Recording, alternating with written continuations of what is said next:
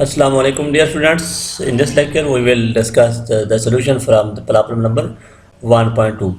We said prove equation 1.10 and 1.11 from trigonometry consideration.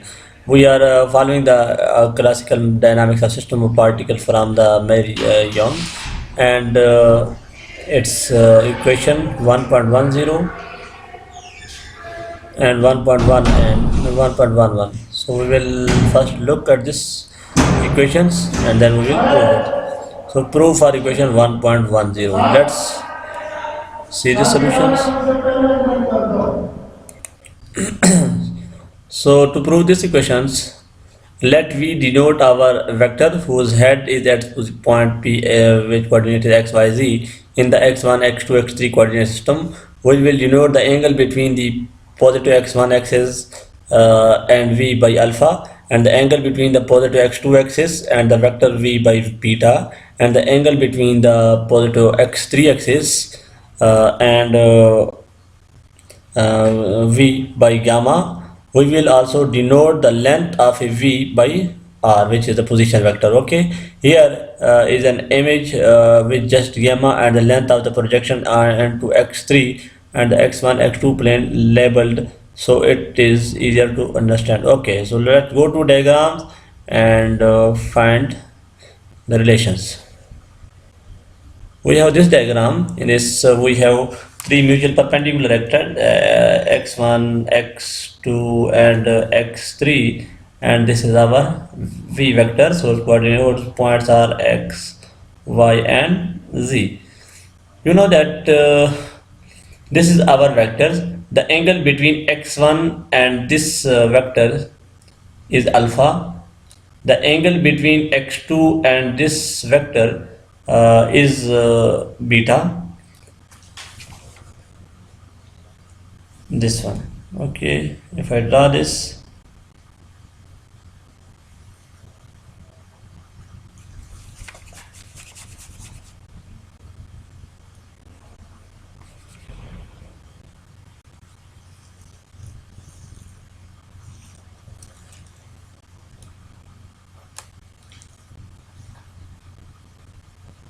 this is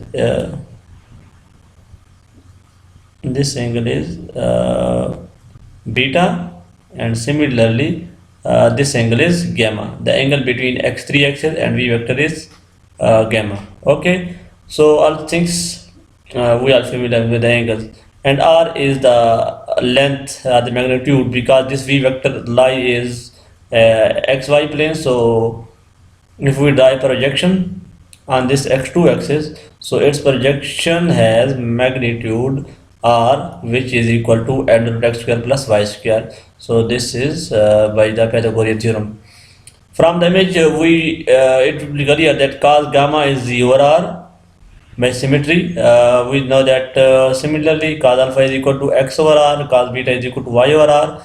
From the generalized Pythagorean theorem, we know that the sum of the square of the mutual perpendicular axis is x square plus y square plus z square is equal to r square, and x square, if we divide this r square by this whole relation, so it will become x square plus I square r square plus y square over r square plus z square over r square is equal to 1. And we know that x square over r square is equal to cos of alpha. The ratio between the x1 and this r vector is alpha, so this will be denoted by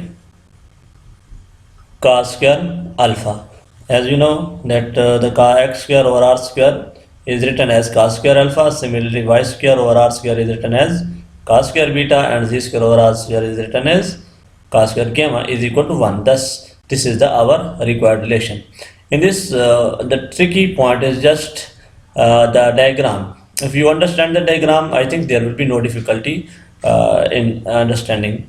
So you should know that the angle between x1, x2 and this is our three mutual perpendicular axis, and this is our vector v. The angle between x1 and v is alpha, the angle between x2 and v is gamma, the angle between x3 and this v is gamma. So we know that there, if we draw a projection on this vector, so this will be some at this point. So this is our radius vector, which is equal to, because this projection lies in x1 x2 plane, so its magnitude will be equal to x1 square plus x2 square. Xy square means x square.